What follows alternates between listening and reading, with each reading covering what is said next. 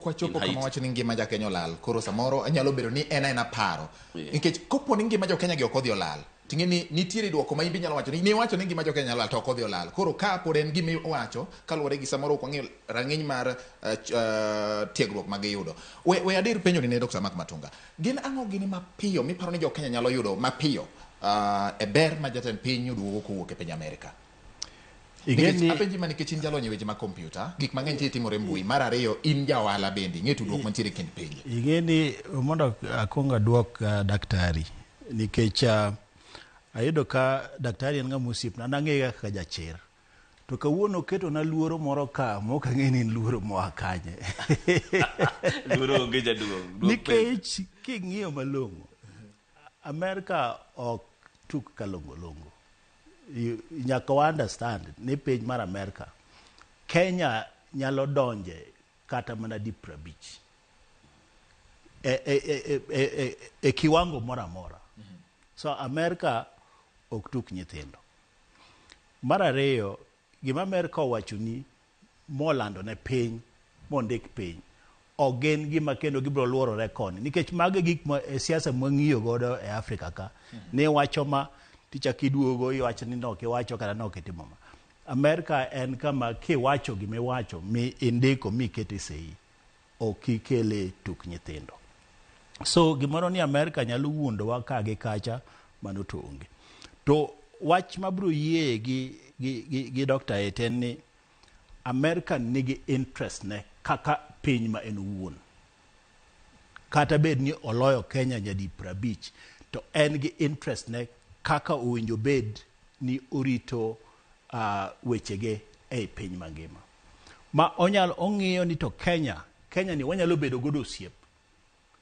Ma mano e achiel kuom gima inyalo wacho ni osetimore kawuono, ok en gima bro timore kiny, mar bedo osiep gi Kenya, kata mana e yor military, e yor defense, e yor ritruok marwa. Nikech Kenya oseketie kiwango ma kisungu wacho ni a major non-NATO ally.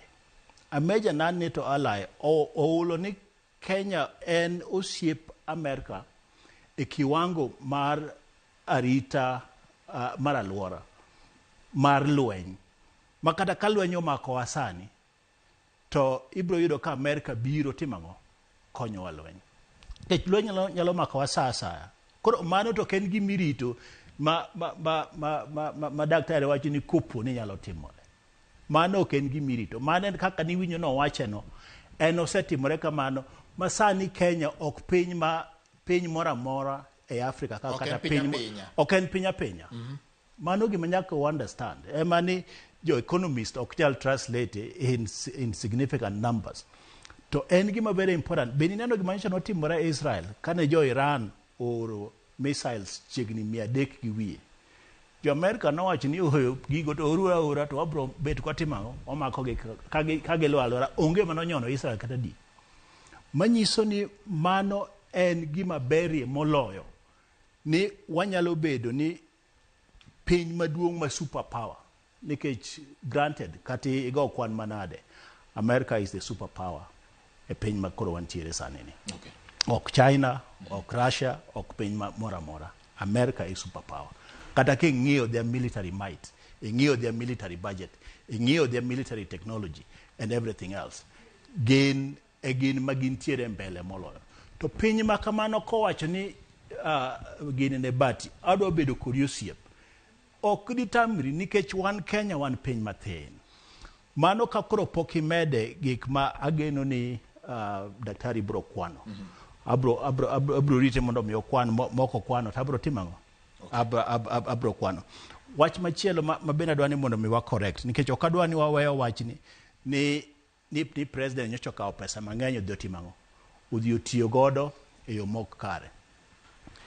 Ineno e thuolo ka thuolo kata mana sani ok ibi yudo ni wabunge wa mowuotho modhi oko tinne kata 20 e thuolo ka thuolo mora mora.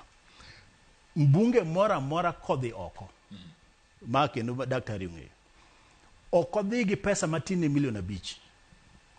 Mbunge mora mora ma jo pinye moyiero okodhi matin gi pesa matin milion 5 moketa keto fuko ne ka modhi nindo godi hotel moko in fact kiriwo gi michulo godo ndege to koro kalo milion 5 modhi malo kabisa kalore gi ndalo magidhi timo og to thuolo ka thuolo ibro yudo ka mbunge achiel ma kae kuma adwa budhe matin e wach kwane ni ibro yudo ka mbunge achiel tiyo gi milion mokalo 5 to e higa achiel wuodhe mokalo 10 mago pesa di mago milion 50 ka osechopo milion 50 tibro yudo ka CDF madhine mbunge madhine jopiny e constituency en pesa di e higa achiel en milion 150 manyiso ni pesa chiegni madhi kalo nus mar pesa mwatiyo godo CDF wabunge gi chamo kanye ka gidhi e wuoth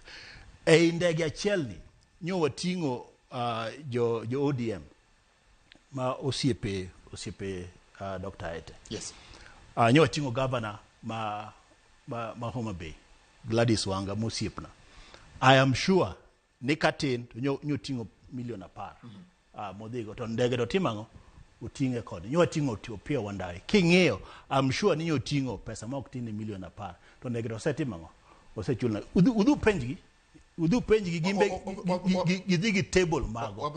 Now gimomiyo awacho ni mano. Yes. En ni ka wapenjo ni to ang'o gima duong' momiyo ineno ka wacho wechego dhi mar Wanga kata dhi mar wabunge mamoko kata Opiyo Wandayi gini gi joma moko ma athurwa adwaro penjo ni e trillion achiel ni ang'o ma giyude mobiro e thurwa mane penjo mowinjo wapenji ok ni penjo ni wapenjo ni president nodhi gi milion 10 kia ni milion 50 wan wapenjo ni koa kuom kendo gige bro kwano ni Dr. Ete bro kwano moko amba bro kwano moko yes, ma adwo bro dwaro ni mondo mi gilernwa ni ndege manyo giidho magidhi Amerka koso nyo gidhi adhi buonjo kata gigo picha mage gik ma jopiny owinjo penji ni to kuom trillion achiel ma jatelo agodo Amerka adi mabiro e pinyo mar Nyanza. Dr. Ete